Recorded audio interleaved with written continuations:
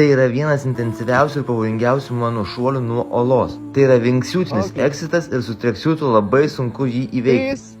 3, 2, 1, base, jump! Šoku vienas tam, kad susikaupčiau į savo skrydį ir padaryčiau patį geriausią savo performansą. Reikia skristi štai čia, link šitos olos, tam, kad išskristi iš šio kanjono. Žemė artėja labai greitai, na, o aš bandau generuoti maksimalų savo greitį.